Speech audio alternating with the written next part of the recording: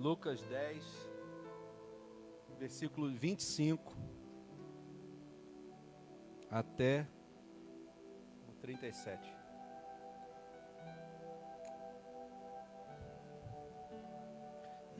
Diz a palavra assim.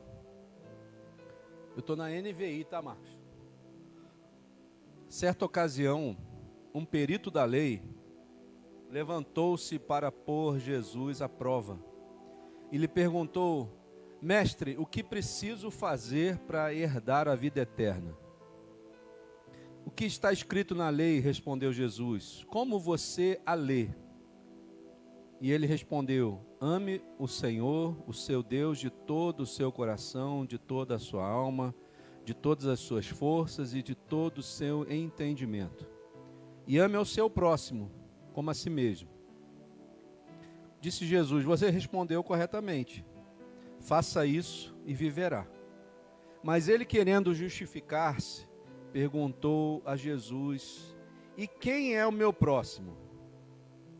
Em resposta, disse Jesus: um homem descia de Jerusalém para Jericó, quando caiu nas mãos de assaltantes, e estes lhe tiraram as roupas, espancaram-no e se foram, deixando-o quase morto.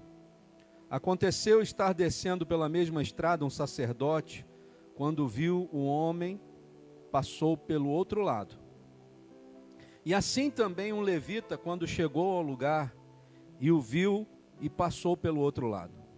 Mas um samaritano, estando de viagem, chegou onde se encontrava o homem, e quando o viu, teve piedade dele. Aproximou-se, enfaixou-lhe as feridas, derramando nelas vinho e óleo. E depois colocou-o sobre o seu próprio animal, levou-o para uma hospedaria e cuidou dele. No dia seguinte, deu 2 denários ao hospedeiro e lhe disse: cuide dele. Quando eu voltar, lhe pagarei todas as despesas que você tiver. Qual desses 3 você acha que foi o próximo do homem que caiu nas mãos dos assaltantes? Aquele que teve misericórdia dele, respondeu o perito da lei. E Jesus lhe disse: vá e faça o mesmo. Amém? Senhor, nós te louvamos pela tua palavra, Pai. E nessa hora te pedimos, Espírito Santo, que tu venha operar, Senhor, por misericórdia nas nossas vidas, Senhor. Nos dando o discernimento necessário, as palavras necessárias, Senhor, vindas do teu trono, para que possamos, Senhor, entender e assimilar aquilo que tu queres para nós, Senhor. Porque não queremos entrar aqui nesse lugar e sair do mesmo jeito que entramos, Senhor. Nós precisamos ser transformados, Senhor, pela renovação do nosso entendimento, Senhor. Então, Senhor, entra na mente de cada pessoa aqui nessa noite e olha e vê se existe algo que impede essa pessoa de entender a tua palavra. E nós te pedimos por misericórdia que o teu poder seja tamanho na vida dela, que essas dificuldades, essas barreiras sejam agora colocadas por terra pelo poder que é no nome de Jesus. Que toda a interferência do mal seja aniquilada agora e lançada direto no abismo, sem direito de retorno e nem de transferência. E somente o teu Espírito Santo tenha poder de operar nas nossas vidas nessa noite, aqui neste lugar, Senhor. Nos abençoa, nos alimenta, fala conosco, nos ajuda, Senhor, a entendermos a tua palavra. Nós oramos em nome de Jesus. Amém. Amém? Pode se sentar. Você deve conhecer essa palavra. Se você é um pouquinho cristão, você já ouviu essa palavra algum dia. Se você é um pouco mais cristão, você já até leu essa palavra na Bíblia. Se você é um pouco mais cristão, você já até pode ter pregado sobre ela algum dia. Mas é engraçado que a gente busca o Espírito Santo, irmãos, e a gente acha que ele não vai falar. A gente fica com medo de, será? Como é que é a voz de Deus? Como que Deus responde? Como que ele fala? Qual é o jeito que Deus fala? Será que eu vou ouvir uma voz? Será que eu vou ouvir um estrondo? Porque a Bíblia fala que a voz de Deus era como a voz de muitas águas. Será que eu vou ouvir como Moisés ouviu? Ou será que eu vou ouvir como o povo que estava lá embaixo ouviu? Que quando Moisés ouvia a voz de Deus, eles ouviam trovões. A gente está muito preocupado com as coisas de Hollywood, irmãos. A gente está vendo muito filme de Hollywood. E a gente pouco se importa naquilo que realmente tem valor. Porque você só vai ouvir realmente a voz de Deus. Você só vai saber o que Deus tem para você na hora que você parar e ir para o teu secreto e começar a conversar com Deus. Não pense que é vindo à igreja, domingo e terça-feira só, que só nesses dias Deus vai falar com você. Não, irmão. Não é não. E a palavra fala exatamente de um certo tipo de pessoa, que era um homem que conhecia a palavra. Aqui na minha versão está dizendo assim, certa ocasião, um perito da lei. E eu lembrei de quando eu era pequenininho, no educandário Menino Jesus. Foram fazer uma peça do Bom Samaritano. Quem foi escolhido para ser o perito da lei? Esse camarada aqui. Com roupa de árabe, né? Com aqueles turbantes de árabe. Mal sabia eu que Deus já estava falando assim, meu filho, eu vou te tirar desse negócio aí. Eu vou te transformar numa outra coisa totalmente diferente. Porque o perito da lei é um camarada que conhece a palavra, que conhecia a lei, mas ele não conhecia aquele que criou todas as coisas. Certa ocasião, um perito da lei levantou-se para... Olha o trabalho que o camarada teve, irmãos. Pelo amor de Deus, para pensar. Um camarada que era religioso, ele teve o trabalho de se levantar para pôr Jesus à prova. Um religioso que deveria estar entendendo tudo aquilo que Jesus estava ensinando, porque Jesus não ensinava nada fora daquilo que já estava escrito. Ora, se ele era um perito da lei, ele deveria pelo menos entender que Jesus estava pregando algo que ele conhecia. Mas pasmem vocês, um perito da lei se levantou para pôr Jesus à prova. E eu estava estudando sobre essa palavra. Aí o Senhor falou comigo assim, geralmente é assim que o religioso se comporta. Ele gosta de colocar Jesus na parede. Ele gosta de colocar a palavra de Deus na parede para ser provada. Mas ele nunca gosta de ser provado por Jesus. Sabe, irmãos, muitas vezes a gente precisa deixar de provar Jesus, colocar Jesus à prova, para permitir que Ele nos coloque em provas. Porque através da prova que você vai saber quem realmente você é, qual é o estágio que você está, qual é o nível de intimidade com Deus que você está. Aquele homem, se você for colocar hoje nos dias de hoje, era um cara formado, era um cara que poderia até ser um rabino, doutor da lei, conhecedor da palavra. Se for colocar nos dias de hoje, formado em teologia. Mas ele não conhecia o amor de Deus. Ele conhecia a letra fria. E a palavra de Deus diz que a letra mata. Por que a letra mata? Porque quando você coloca só a letra pura da palavra, você age como um juiz. Você entendeu? Se você é o juiz, você vai ter misericórdia? Será que nós teríamos misericórdia de alguém que é um assassino? Será que você teria misericórdia de alguém que matou o seu filho? Será que você teria misericórdia de alguém que te roubou? Será que você teria misericórdia? Por isso que nós não podemos nos colocar no papel de juiz. Nós não podemos julgar. Esse não é o nosso papel. Nós estamos vendo aí no nosso país um monte de coisa trocada. Quem deveria julgar não julga, quem deveria fazer a lei não faz. É mais ou menos isso que pode acontecer contigo na hora que você se torna um religioso. Você, ao invés de querer conhecer Jesus, você vai colocá-lo à prova.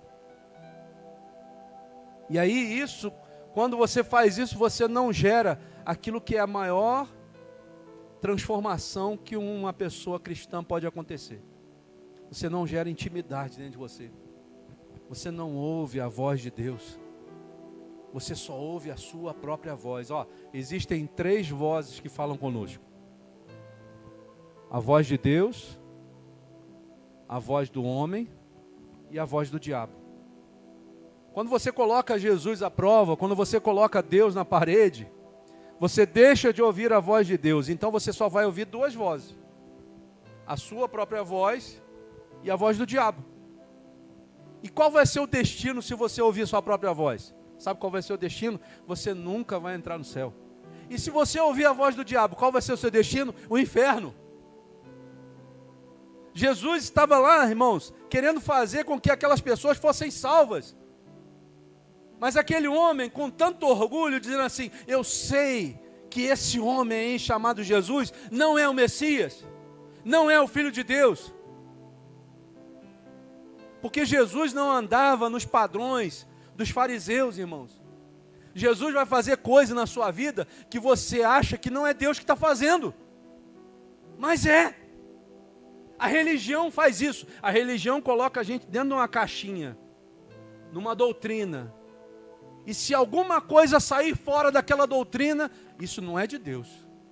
Isso não vem de Deus. Deus não está falando comigo. Quem te disse, irmão? Uma vez uma pessoa que fez parte daqui da nossa igreja, durante um tempo, ela falou assim, mas ela falou com o intuito de denegrir, né? Ela falou assim: vocês não se parecem com ninguém. Vocês não têm identidade com nenhuma igreja. Não parece com nenhuma igreja. Aí a minha esposa, né? Virou assim: graças a Deus que nós não parecemos com ninguém. Porque eu não quero, irmãos, que uma outra religião venha para cá. Se fosse para ser uma assembleia aqui, seria uma assembleia. Se fosse para ser uma batista aqui, seria uma batista. Se fosse para ser uma adventista, seria uma adventista. Mas nós não somos. Tem muita gente querendo imitar doutrina, sendo que a palavra de Deus diz que a única pessoa que nós precisamos imitar, quem é? Jesus. Sedes imitadores de Deus. Agora, a grande questão é que quando a luta vem, quando a prova vem, quando a situação ruim vem, nós deixamos de imitar Jesus. Nós começamos a dizer assim: Senhor, você não está olhando para mim não? Será que o Senhor não está vendo a minha luta? Será que o Senhor não está vendo meus problemas? E a gente tem a tendência de olhar para o próprio umbigo. Puxa vida, a minha luta é muito maior do que a do Léo. A minha luta é muito maior do que a da Márcia. Puxa vida, o pastor nem me ligou. Irmão, o pastor é falho. O pastor é homem. Vai ter dias, já teve coisa, já teve momentos na rua que uma pessoa que era minha conhecida passou por mim e eu não vi. Esse cara está muito metido. Só porque ele virou pastor. Não, irmãos, é o julgamento que é o problema. Sabe qual é o problema do julgamento? Quando você julga numa certa medida, é naquela medida também que você vai ser julgado. Esse homem aqui estava julgando Jesus, mas Jesus a todo tempo ele estava usando de misericórdia com ele. Jesus não sabia o que ele queria? Sabia. Será que Jesus não sabe quando você tem intenção de fazer alguma coisa ou não? Será que ele não sabe? É claro que ele sabe, irmãos. Mas Jesus está aqui pronto para ouvir, mesmo que seja algo que você ainda não sabe que é ruim. Deus quer transformar você, não é a sua roupa de crente. Ele não quer que você seja um camarada bem arrumadinho. É claro que você vai vir bem arrumado para a igreja, porque você é uma gente boa. Mas isso não é importante para Deus. O que Deus está querendo mudar em você é o seu interior. É a sua vida cotidiana. Não adianta você ser um santo aqui dentro, mas ser um pecador lá fora. Não adianta você ser um cristão aqui dentro, mas lá fora você não olha para o seu irmão, você não ama o seu irmão, você não ama a Deus.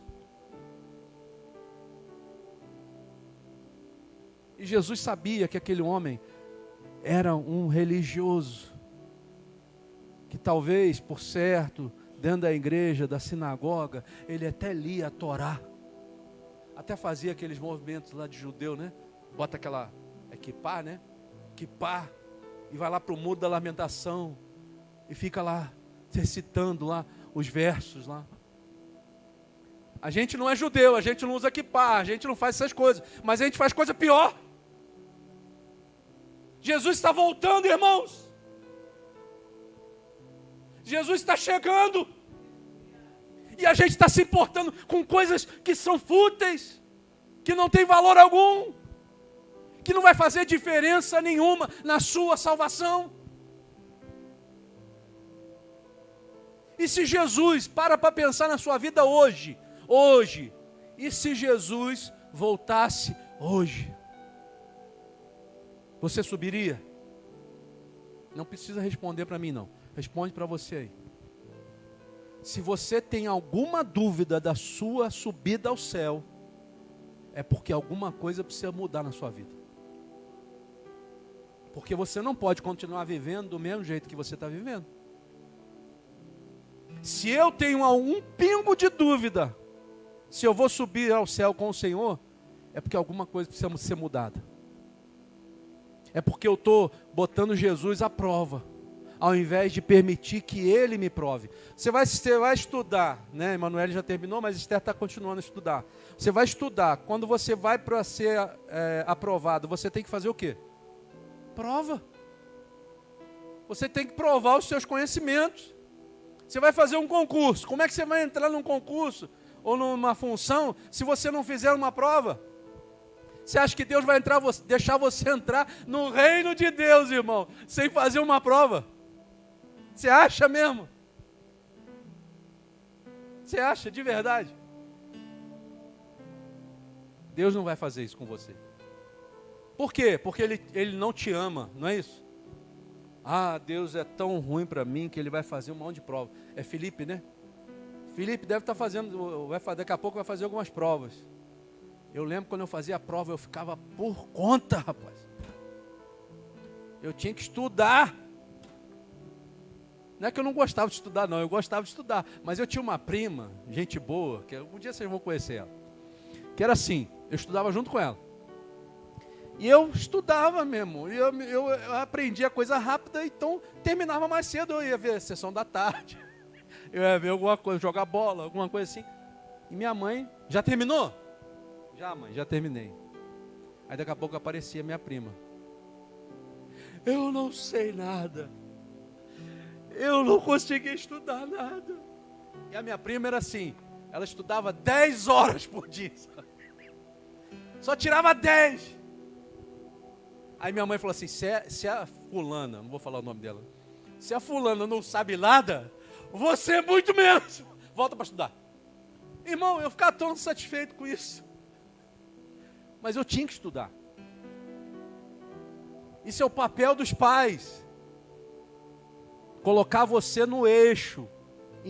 Colocar você no caminho certo.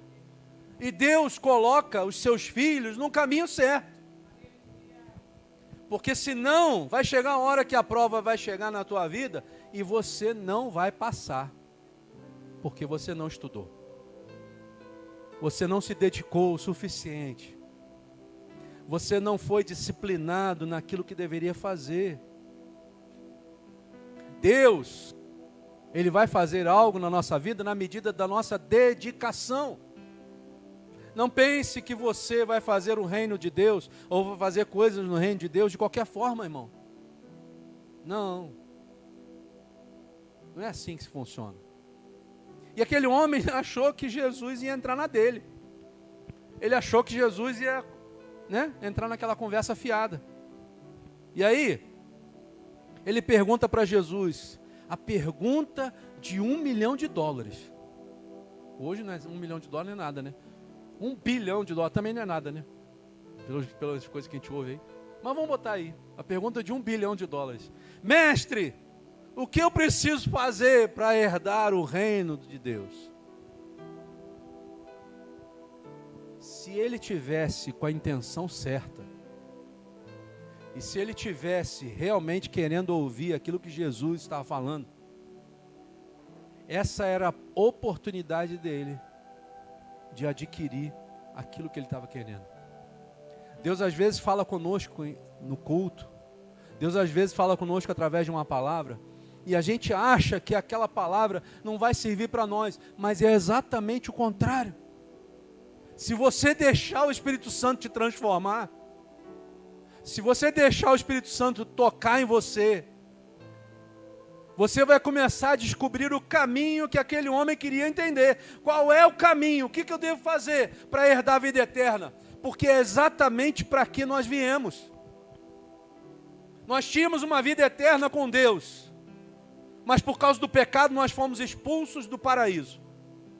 E agora nós precisamos buscar de novo voltar para lá. Olha que incoerência. Só que agora o caminho é mais largo, é mais duro, é mais difícil. E aquele homem ouviu de Jesus algo que ele não queria ouvir. Muitas vezes a resposta de Deus para nós não vai ser aquilo que a gente quer ouvir. O que você quer ouvir? Eu vou te dar um checklist para você fazer na sua vida, e se você colocar isso tudo em ordem na sua vida, você vai descobrir qual é o caminho para a vida eterna. Não é assim que a gente quer ouvir? Senhor, faz para mim, luta por mim, vence por mim. Senhor, vence o gigante que se levantam. Só que não é assim que você é preparado. A espada, quando ela é forjada no fogo. Ela não é forjada fora do fogo, não, irmãos. Primeiro ela entra no fogo, aí depois do fogo, sabe o que acontece? Leva martelada. O cristão, ele primeiro vai passar pela prova do fogo, e depois o Espírito Santo vai te dar martelada, para te moldar do jeito que ele quer. Não adianta você falar assim, eu quero ser parecido com o pastor Emanuel, porque ninguém é igual. Você até vê em determinadas religiões, né? O apóstolo tal é de um jeito, aí os pastores todos iguais. Prega tudo do mesmo jeito, fala tudo do mesmo jeito, faz a mesma coisa do mesmo jeito. Aqui não é assim. Aqui o Espírito Santo tem liberdade de agir em você como Ele quiser. Por isso que às vezes você prega diferente de mim, por isso que às vezes você fala coisas que eu não falo, por isso que o Espírito Santo usa você em áreas que não me usa. Porque nós somos um corpo. Cada um tem uma função. Não pense que você não tem função. Não pense que você não é especial. Você tem uma função. Mas eu estou velho demais. Não, você vai ter uma função dentro do corpo de Cristo. Mas eu sou pequeno demais. Não, você vai ter uma função dentro do corpo de Cristo. Basta você querer. Basta você deixar o Espírito Santo transformar você. E Jesus, ele vai começar a falar coisas que às vezes você não quer ouvir. Ele respondeu para aquele homem, o que está escrito na lei? Respondeu Jesus. Aí ele faz uma pergunta que é interessante. Ele diz assim, como você a lê? Como você, aí numa outra tradução diz assim, como você a interpreta? Qual é o teu entendimento de reino? O que você está entendendo daquilo que Jesus está falando contigo? Você está entendendo que o reino é fazer parte de uma doutrina? Caminhar de um jeito, falar de um jeito, usar uma roupa de um jeito, ser de um jeito? Ou você entende que ser do reino de Deus é ser de Jesus? O que é ser de Jesus? Ser de Jesus é deixar de fazer a própria vontade para fazer a vontade do Espírito Santo. Paulo dizia assim: não mais vivo eu, mas Cristo agora vive em mim. E a vida que eu agora vivo, eu a vivo pela fé em Cristo Jesus. Paulo tinha um conhecimento absurdo, irmãos. Falava com reis, entrava em lugares que ninguém entrava. Mas um belo dia ele conheceu um homem que mudou a sua história, que mudou a sua vida. Ele conheceu Yeshua HaMashiach, Jesus o Messias. Quando você realmente conhece Jesus, quando você se submete a Ele, a primeira pergunta que Paulo fez a Jesus quando ele apareceu para Paulo foi essa: quem és tu, Senhor? Eu admito, Senhor, que tu és maior do que eu. Eu admito que tu és Senhor sobre a minha vida, porque eu estou aqui cego, eu caí e agora eu não consigo nem achar um caminho de volta para casa. Eu não sei nem o que fazer. Às vezes Deus vai colocar você em situações que você não vai saber nem o que fazer. Sabe o que você tem que fazer? Pergunta para Ele assim: Senhor, quem és tu? Senhor, o que tu quer? Eu admito que tu és agora o Senhor da minha vida. Isso transforma vidas, irmãos. Isso mexe em conceitos. Isso mexe nas situações do dia a dia. Aquele homem ali estava tendo uma aula de reino de Deus. E ele não estava nem entendendo isso. Deus está fazendo coisas na sua vida que às vezes você não está entendendo. Mas Deus está te transformando em uma pessoa melhor para ser do reino dEle. Vai chegar uma hora que Deus vai te chamar: vem, igreja amada, sobe, igreja. E você, se estiver dentro daquilo que é a palavra dele, você vai subir e vai encontrar com o seu Senhor nos ares. O objetivo de Deus para nós é que nós venhamos a entrar no reino de Deus, irmãos. Não é ficar aqui na terra, não. Às vezes a gente está buscando coisas aqui na terra que vão nos afastar da presença de Deus. Aquele homem buscou tanto conhecimento, aquele homem sabia demais, mas não conhecia qual era a chave do reino. Senhor, mostra-me o que é preciso para eu entrar no teu reino. E aí, quando Jesus pergunta o que está escrito, como você interpreta, ele diz assim, ele fala exatamente o texto que Jesus diz para nós. Ele diz assim: ame ao Senhor teu Deus de todo o teu coração, de todo o teu entendimento, de todas as tuas forças. Mas ame também ao teu próximo como a ti mesmo. Ei, Jesus continua a conversa com ele e diz assim: você respondeu corretamente. E aí Jesus fala assim: vai, faça isso e viverá. Qual é o segredo de viver na presença de Deus? Qual é o segredo? Ame ao Senhor teu Deus de todo o teu coração, de todo o teu entendimento, de todas as tuas forças, de toda a tua alma. E ame o seu próximo como a ti mesmo. Eu pergunto uma coisa para você: uma coisa vive sem a outra? Dá por exemplo, para eu amar a Deus e não amar o meu próximo? Dá para eu amar o meu próximo e não amar a Deus? Então Deus, Jesus está te dando um código aqui, um código para nós, uma chave do reino, dizendo assim: olha, essa é a chave do reino. Você tem que cumprir as duas coisas. Sabe aquela coisa de uma porta? A gente vê em filme, né? Que tem duas chaves. A porta só vai abrir se você tiver as duas chaves. Essas são as duas chaves do reino. Só que aquele homem, na hora que Jesus diz isso para ele, faça isso e você vai viver, aquilo bateu como se fosse uma flecha no coração dele. Porque nessa hora, aquele homem já não estava mais querendo apertar Jesus. Nessa hora, aquele homem já não estava querendo mais provar Jesus. Nessa hora, aquele homem já estava olhando para si mesmo. E já estava se analisando. Dizendo assim: será que eu vou conseguir fazer isso? E será que eu vou viver? Porque se a minha vida depende de eu fazer isso e eu não faço, como é que vai ser daqui para frente? E aí ele diz para Jesus assim: mas ele querendo justificar-se. Por que ele estava querendo justificar-se, irmãos? Por que aquele homem estava querendo se justificar para Jesus? Ele só queria se justificar porque ele não fazia nada daquilo. Ele era um crente, mas que não fazia nada daquilo que o Senhor mandava ele fazer. E aquilo foi como uma flecha dentro dele. E ele entendeu que se ele continuasse naquela vida mentirosa, ele ia morrer, porque Jesus tinha acabado de falar para ele, ó, se você não fizer isso, você vai morrer. Ou seja, ele falou o contrário, faça isso e viverá.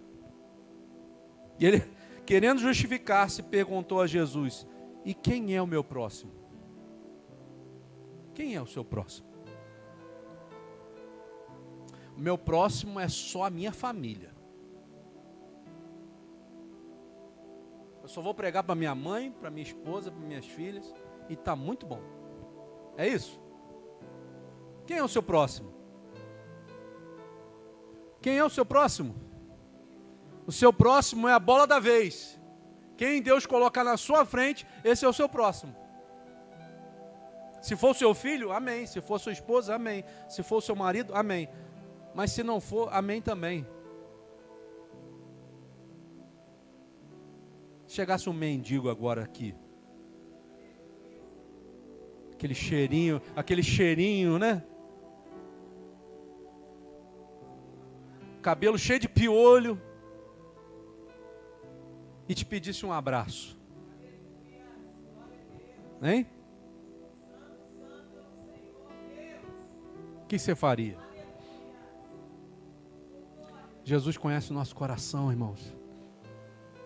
Sabe o que é o reino de Deus? Do que se trata o reino de Deus? Trata-se daquilo que está dentro do nosso coração. Jesus, ele não queria simplesmente ter uma conversa fútil com aquele homem. Aquele homem queria ter uma conversa fútil com Jesus. Mas Jesus não. Jesus não perde tempo. Jesus não perde oportunidade. Jesus hoje está falando com você. Analisa o teu eu interior aí e vê o que você faria numa situação desagradável. A gente está muito acostumado, irmãos, em estar dentro de uma igreja. Eu estou pensando seriamente em parar de transmitir o culto. Estou pensando seriamente em parar de transmitir o culto. Porque a gente está acostumado a ficar em casa, vendo televisão, no conforto do nosso lar. Eu só não parei ainda porque eu sei que tem gente que não pode vir aqui e está assistindo. Mas nós precisamos entender que o reino de Deus é ação. Ó, o que diz a palavra oração? Ora, mais ação. Não é só orar, pedir a Deus que intervenha na sua vida, mas você tem que entrar em ação. Você tem que ter uma atitude. E Jesus vai provocar isso em nós, irmãos. Muitas vezes Ele vai nos colocar em lugares desconfortáveis, em situações desconfortáveis, para que nós venhamos a agir. A Bíblia fala assim, a fé sem obras é morta. Se você acha que só com fé você vai entrar no reino de Deus, a Bíblia fala assim, que até os demônios creem em Deus e tremem diante da sua palavra. Por que os demônios creem em Deus? Até Satanás crê em Deus. Porque ele veio de lá. Ele sabe quem era Deus. Só que ele foi rebelde, ele se rebelou contra Deus e hoje ele não cumpre nada do que está escrito. Mas ele sabe que ele deve obediência a Deus. E ele crê. Então, não basta crer. É igual a palavra do batismo. Quem crê e for batizado será salvo. Existe uma ação. Eu creio em Deus, eu faço a minha vida ser baseada naquilo que Jesus me ensinou, mas eu tenho a ação de me entregar a Jesus, de viver com Ele. E Jesus então, ele, daqui para frente, quando ele faz essa pergunta, quem é o meu próximo? Jesus começa a narrar um fato, uma parábola, onde ele vai falar tudo sobre o reino de Deus até a salvação. Você já parou para pensar? E já parou para ler esse texto? Vamos ler de novo? Versículo 30, que diz assim, Em resposta, disse Jesus, um homem descia de Jerusalém para Jericó. Vamos por parte. Vamos por parte. Um homem descia de Jerusalém para Jericó. É que eu esqueci de trazer. Eu ia mandar um mapa para o Marcos ali botar, mas acabei esquecendo. Se você for olhar para o mapa, né, de Israel, você vai perceber que Samaria fica aqui em cima, né? Aqui embaixo fica Jerusalém, e Jerusalém fica a 800 metros acima do nível do mar. E Jericó fica a 250 metros abaixo do nível do mar. Então, uma diferença de 800 acima do mar para o menos 250, dá 1.050 metros de diferença de altitude. É coisa que não acaba mais, irmãos. Por exemplo, Petrópolis está a 800 metros acima do nível do mar. Quando você sai do Rio de Janeiro e sobe para Petrópolis, você sente a diferença da subida. Então, quando ele está dizendo assim, um homem descia de Jerusalém para Jericó, ele está falando, não é de coisas físicas, irmãos. Presta atenção, Jesus usa parábolas para falar conosco. Mas qual é a intenção de Jesus? É nos mostrar como é o reino de Deus. Então Jesus está dizendo assim, quando ele diz um homem, ele está falando assim, a humanidade saiu do lugar alto e foi para o lugar baixo.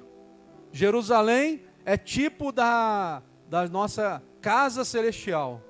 E Jericó era como se fosse a casa da maldição.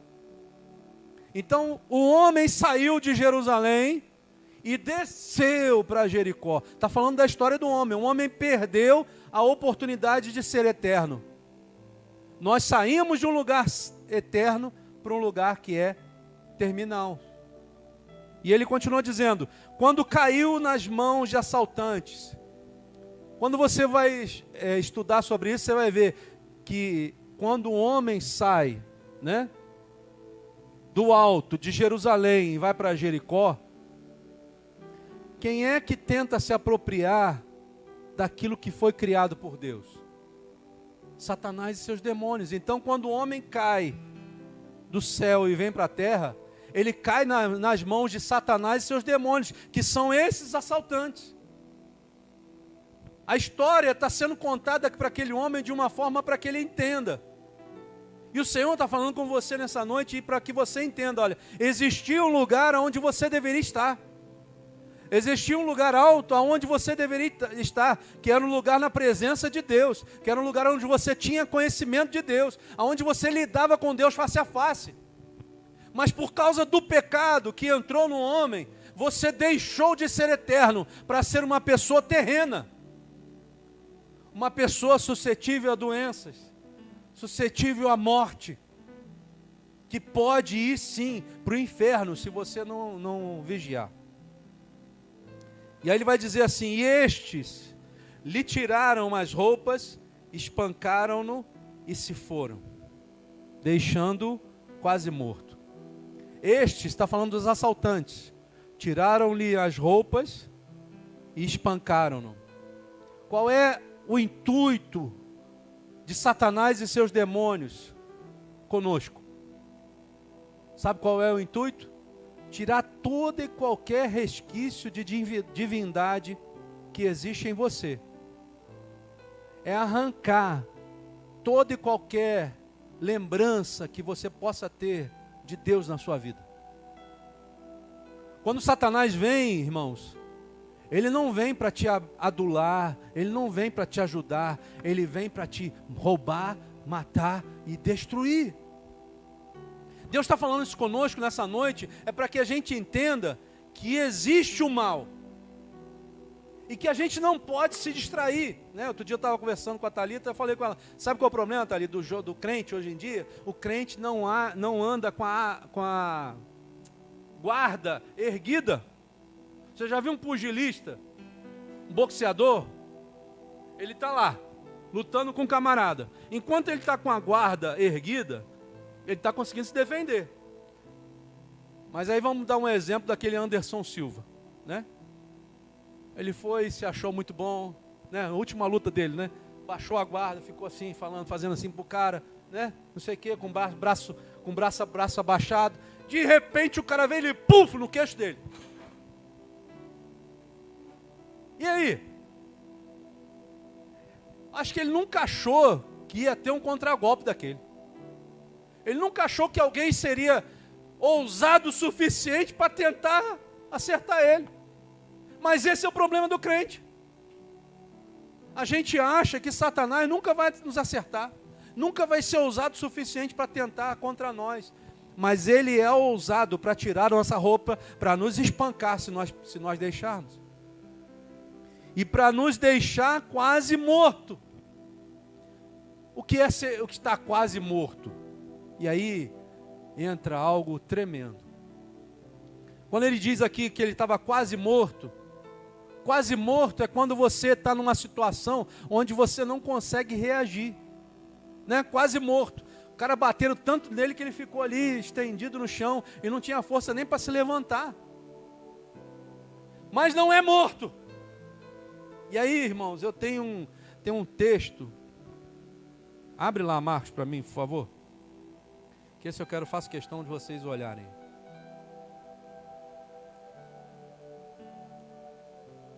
Livro de Jó, capítulo 14, versículos 7 e 9. Esse texto eu ouvi uma vez, há muitos anos atrás, de um pastor. E ele falou sobre isso, e aquilo ficou marcado no meu coração. E eu queria deixar isso sobre a sua vida nessa noite. Olha o que diz a palavra. Para a árvore, pelo menos há esperança. Se é cortada, torna a brotar. E os seus renovos vingam. Vai. Suas raízes poderão envelhecer no solo. O seu tronco morrer no chão. Ainda assim, com o cheiro da água, ela brotará e dará ramos, como se fosse muda plantada. Você entende? Entendeu o versículo? Você entendeu o que foi dito aqui? O Senhor está dizendo assim, não há situação que eu não possa reverter. Não há situação que não possa ser revertida pelo Espírito Santo de Deus. Se você entender que Deus é o seu Senhor, se você entender que Ele é o dono da sua vida, Deus pode mudar as situações, Deus pode mudar as estações, irmãos. Ainda que haja algo na sua vida, ainda que você tenha sido abalroado, ainda que tenham te roubado a tua roupa, ainda que tenham te machucado, ao cheiro das águas, você vai voltar a brotar de novo. O cheiro das águas é só, sabe aquele vaporzinho de água? Sabe? É só o cheiro das águas. O que nós precisamos, irmãos, não precisa nem ser muito grande, mas é só a presença do Espírito Santo na sua vida, vai fazer você brotar de novo. Como uma muda nova, plantada junto a ribeiros de águas. Sabe? Deus quer fazer de você uma pessoa diferente nesse ano de 2023. Deus quer mudar a sua história. Deus quer fazer de você uma pessoa que Ele possa confiar, que Ele possa dizer os seus segredos,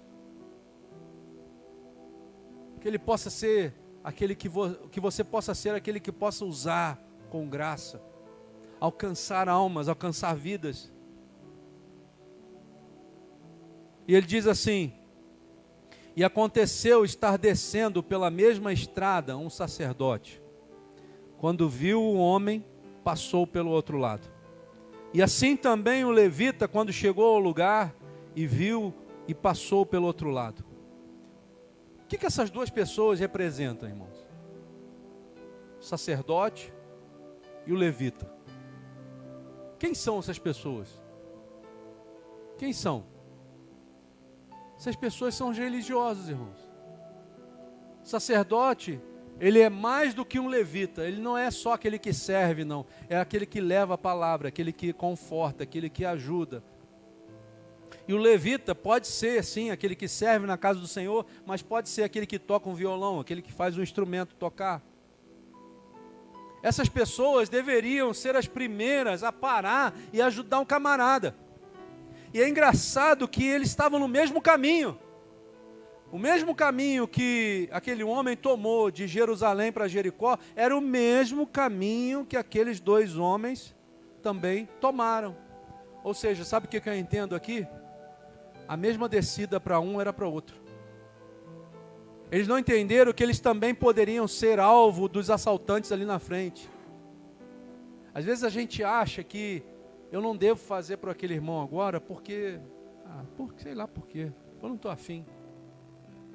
Mas a gente esquece que muitas vezes pode acontecer a mesma coisa que está acontecendo com aquela pessoa, lá pode acontecer comigo, pode acontecer com você. E qual seria a sua reação se você estivesse no lugar daquela pessoa? Você não ia gostar de ser também atendido? Ser ajudado? Mas aí, irmãos, aparece uma figura na história. Um homem samaritano, que vinha de uma cidade chamada Samaria, que ficava um pouquinho acima de Jerusalém. E havia uma rixa entre aqueles que moravam em Jerusalém com aqueles que moravam em Samaria. Porque eles achavam que aqueles que foram morar em Samaria eram uma mistura de povos, não eram judeus puros. Então os judeus de Jerusalém ficavam meio, não quero conversa. Lembra da mulher samaritana do poço? Que ninguém queria conversar com ela? Mas Jesus faz questão de passar no lugar onde ninguém quer passar, né? Jesus faz questão de conversar com quem ninguém quer conversar. Ele diz assim, é com ele aqui que ninguém quer conversar, vou lá conversar com ele. É com esse que eu vou conversar. Sabe, muitas vezes a gente passa por situações como Davi passou. Davi entrou na caverna de Adulão e ele olha para dentro da caverna e diz assim, mas meu Deus, 400 homens dentro da caverna. Como é que eram os homens? Eram coxos, eram mancos, faltava um membro, eram homens que estavam em depressão, homens que estavam em dificuldade financeira, homens que não tinham. Às vezes a gente pensa assim, meu Deus do céu, não vai dar certo. Esse negócio não vai acontecer. Só que Deus é especialista em fazer coisas que não vão acontecer, em coisas que vão acontecer. Sabe quem é que julga as coisas e diz assim, não vai acontecer? Somos nós. Porque Deus pode transformar. Sabe por que Deus pode transformar? Porque Ele tem o seu manual. Ele tem o seu manual. O seu probleminha está lá na mão de Deus, dizendo assim, eu sei consertar, só Ele deixar que eu conserte. Se Ele permitir que eu conserte, eu vou lá no lugar certinho e vou tirar aquela peça que está com defeito e vou colocar a peça nova. E ele vai se transformar numa pessoa que vai ser aquilo que Deus quer. O bom samaritano está passando aqui nessa noite, irmãos. Às vezes você é aquela pessoa que está caído no meio do caminho, precisando de ajuda. Saiba que Jesus, Ele não vai passar de lado. Ele não vai passar de lado. E a palavra de Deus diz que aquele homem que tipifica Jesus, parou, se compadeceu daquele homem. Jesus se compadece de nós. Aquele homem estava meio morto, irmãos. Não existe situação que Deus não pode transformar. Você pode estar próximo da morte, mas o samaritano está passando aqui nessa noite. Jesus está passando aqui nesse lugar, irmão. E Ele está querendo parar do seu lado. Deixa Ele parar, irmão. Não fica resistindo à ordem de Jesus, não. Às vezes não é o samaritano que não quer parar. Às vezes somos nós que não queremos ser atendidos por Ele. Mas Ele vai parar. Independente do que você está pensando aí agora, Jesus está no mesmo lugar e Ele está parando do teu lado mais uma vez para trazer aquilo que você precisa. E a palavra de Deus diz, é tão tremenda que Ele diz assim, o mais samaritano estando de viagem. De onde que ele era? De Samaria. Então ele saiu de Samaria e estava indo para Jerusalém. O caminho não é o mesmo. O caminho de Jesus nunca é o nosso. Porque o caminho de Deus é mais alto do que os nossos caminhos. Os pensamentos de Deus são mais altos do que os nossos caminhos, irmãos. Você imagina se fosse o mesmo caminho? Jesus iria sair de Jerusalém para Jericó? Não, não. Jesus estava indo para Jerusalém. Jesus está narrando para ele a história dele mesmo. Está dizendo para mim, olha para ele assim, eu vim para a terra, mas eu estou voltando para o céu, que é o meu lugar. Ele estava narrando a primeira volta de Jesus. Estava mostrando para aquele homem, olha, eu sou diferente desses homens aí. A Bíblia fala que aquele que espera no homem é o mais miserável de todos. Mas aquele que espera em Deus alcança misericórdia de Deus. Os detalhes que o Senhor colocou nesse texto aqui não são por acaso, irmãos. Você tem que parar para pensar e começar a ver aquilo que ele está falando. Mas o samaritano, estando de viagem, chegou onde se encontrava o homem. E quando o viu, teve piedade dele. E a palavra de Deus diz assim, e aproximou-se. Jesus hoje está se aproximando de nós. Mais uma vez, ainda é tempo de se achegar na presença de Jesus mais uma vez. Aproximou-se e enfaixou-lhe as feridas. Abre lá, Marcos, Isaías 53, versículo 4. Abre aí. Olha o que Jesus diz na sua palavra. Isaías 53, versículo 4 em diante.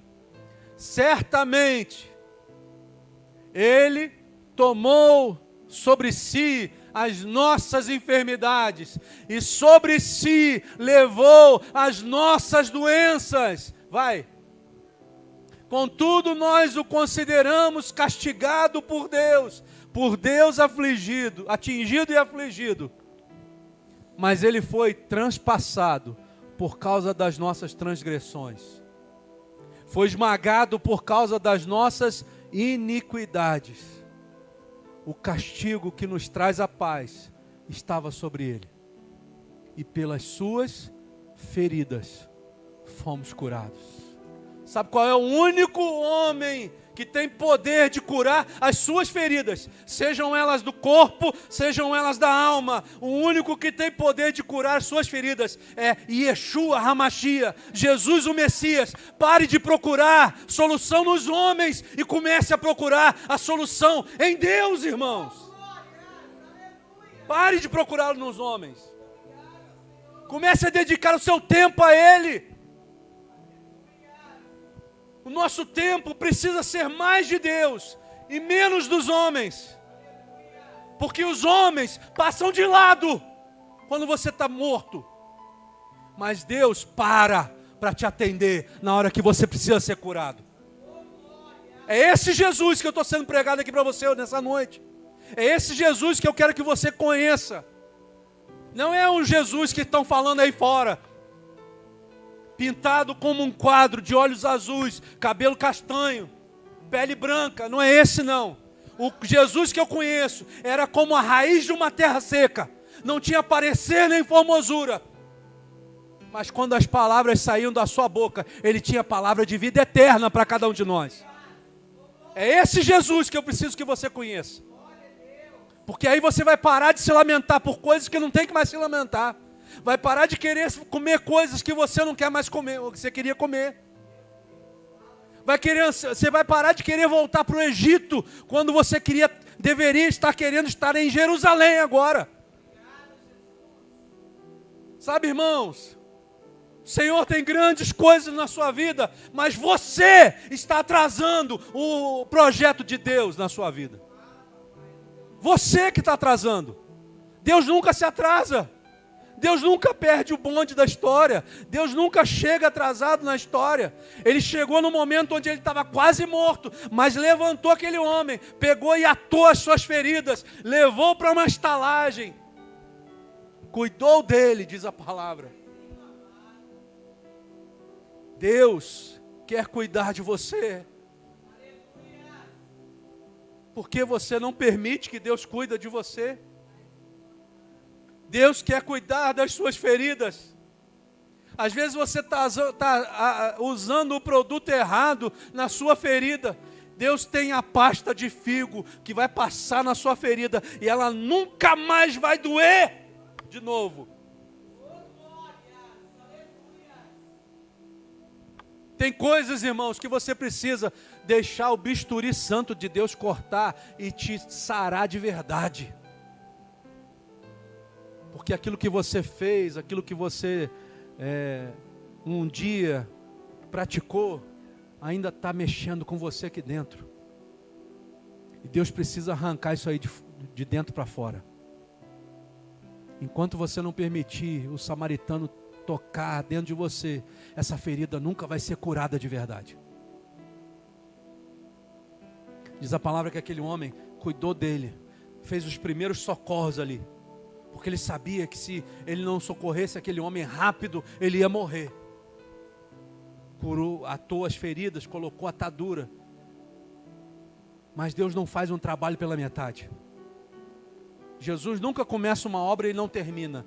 Jesus começa uma obra e saiba que a obra que ele começa, ele vai terminar na sua vida. Pegou aquele homem e levou para uma hospedaria.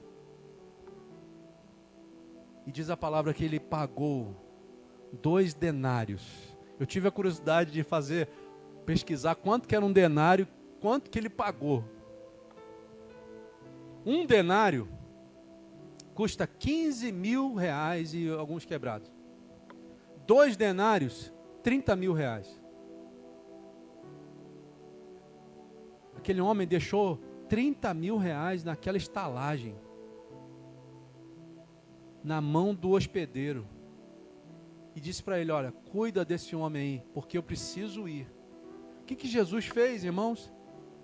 Jesus, ele veio, divulgou o reino de Deus, nos deu a oportunidade, deixou sobre nós a nossa graça, mas ele foi. E o que Jesus disse? Eu vou preparar-vos lugar, mas eu não vos deixarei órfãos. Eu vos enviarei o outro Consolador. O hospedeiro nessa história aqui é a própria tipificação do Espírito Santo de Deus, o outro Consolador. Jesus foi, mas diz assim, olha, cuida dele. Hoje quem cuida de nós não é Jesus fisicamente, mas é o próprio Espírito Santo de Deus que anda conosco. Ele cuida das nossas vidas, mas você precisa permitir que o hospedeiro, o Senhor, o Consolador, Ele cuide de você. Porque a sua conta já foi paga. Jesus, quando foi na cruz e venceu a morte, a última expressão dele foi essa: Tetelestai, está pago. Está pago. Jesus pagou por você. Não deixe Satanás colocar culpa na sua vida. Eu fui culpado porque os demônios me atacaram. Eu fui culpado porque os assaltantes me roubaram. Não. Eles te roubaram, eles te assaltaram porque são circunstâncias da vida. E eles são maus. Mas existe alguém que cuida de você. E esse alguém chama-se Espírito Santo de Deus. Mas a mensagem que o Senhor deixa para o hospedeiro, ele diz assim: cuida dele, porque quando eu voltar... Você não entendeu, então? Você não entendeu. Cuida dele, porque quando eu voltar, eu vou pagar tudo aquilo que você gastar com essa pessoa aí. Pode ficar tranquilo que a despesa eu pago, mas eu vou voltar. Jesus está voltando, o Senhor está voltando, Ele está vindo, o Senhor está vindo, irmãos. Ele está voltando. Você não está órfão. Eu não vos deixarei órfãos, diz o Senhor. E a palavra de Deus diz que Ele não é homem para mentir e nem criança para voltar atrás naquilo que Ele disse. Se Ele prometeu que Ele voltaria, Ele vai voltar. Existe uma esperança no nosso coração. Existe uma esperança no nosso coração que Jesus está voltando. A luta pode ser grande, mas a promessa é muito maior do que aquilo que o homem colocou no nosso coração. Que o Senhor tenha se revelado a você. Que Ele se revele ainda mais quando você meditar nessa palavra.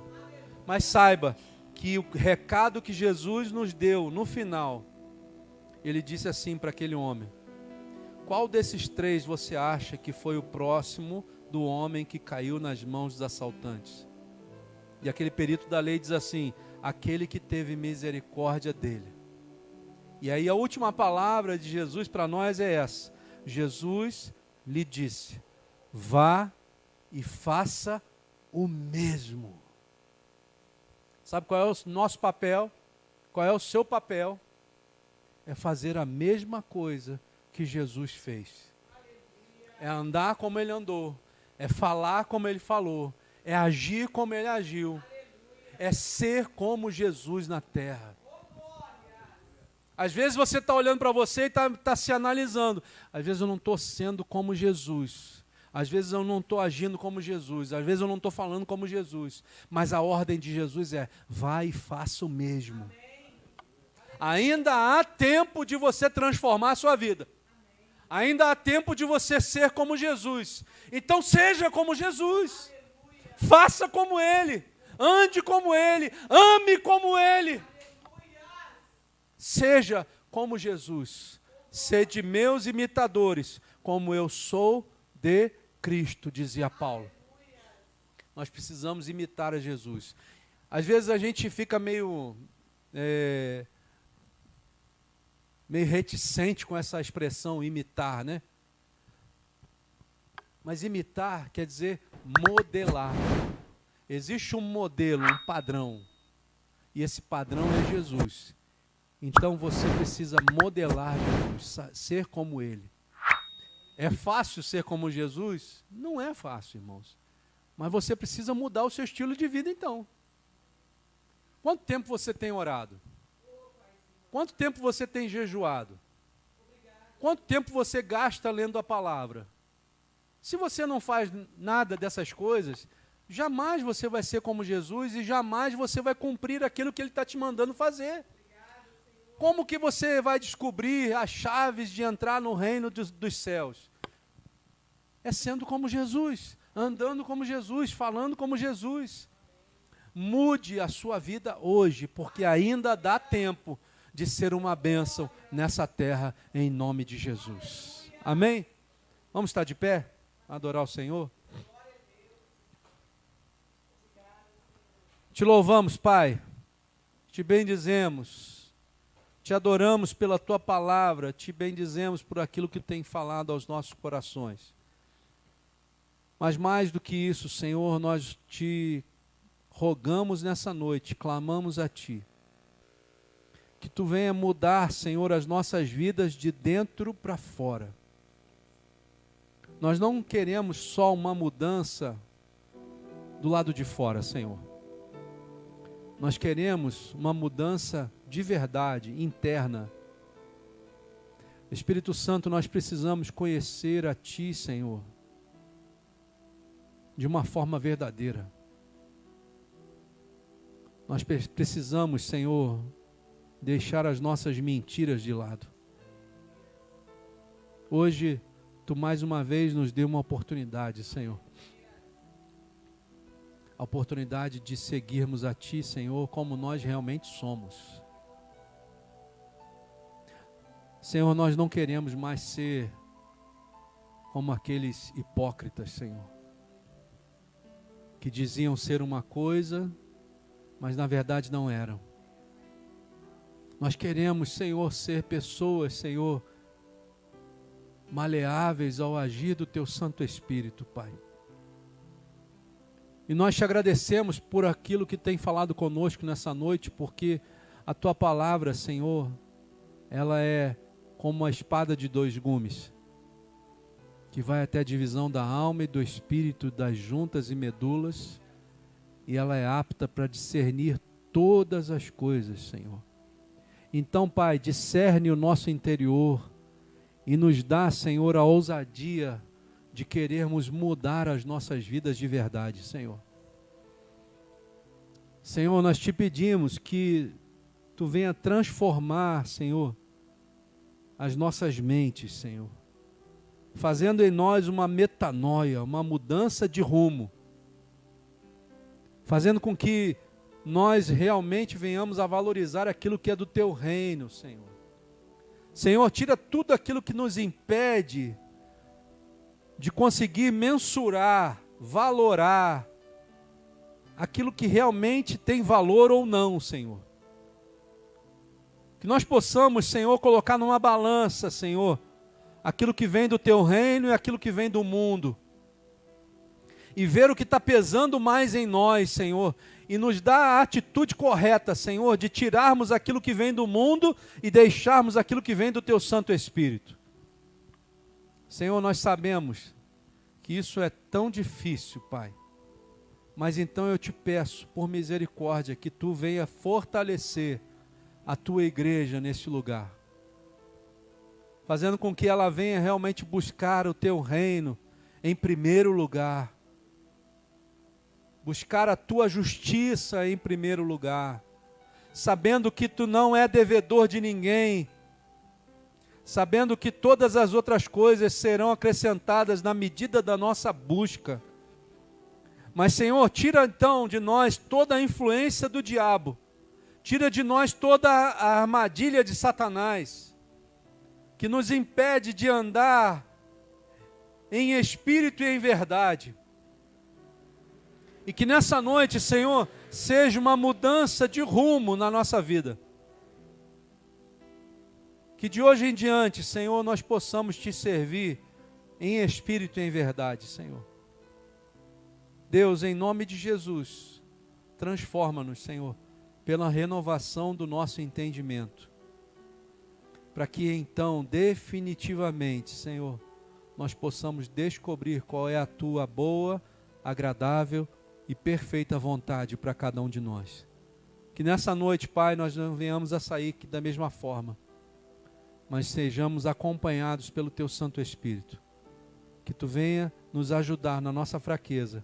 É o que nós Te pedimos, Pai, e oramos em nome do Senhor Jesus. Amém, Senhor. E que o Senhor te abençoe e te guarde.